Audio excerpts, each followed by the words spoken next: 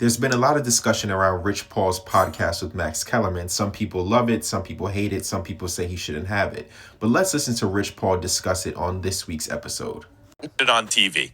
Right. Can I quote you what was said on TV? You want to hear what he said on TV? I don't need to. No, I know what was said. I know what was said. It involves Anthony Davis and trade but requests. What I'm saying is that thing was aggregated, right? This is the power of the internet.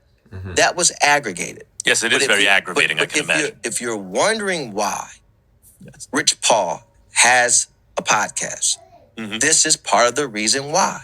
Now, do I have to podcast responsibly? Like you have to drink responsibly? Yes, I'll podcast. Everything that Rich Paul says on his podcast is going to be misinterpreted, and he should have seen that coming a mile away. Number one, your personal relationship with LeBron James. You're not only his friend, you're his business partner, and you're his agent.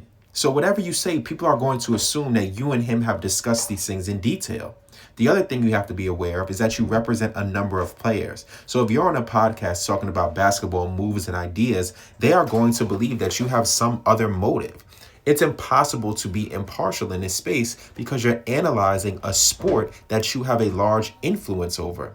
So you got to just be very careful. And I get you say you want to podcast carefully, but maybe this isn't the right space for you to get your ideas out. There's a lot of other spaces where you can discuss and talk that aren't podcasts where people can misinterpret things and put your players in compromising positions. I'm sure it's uncomfortable for LeBron. I'm sure it's uncomfortable for AD, but you're a smart guy and you're going to figure it out. But these are the things that you should have seen coming a mile away.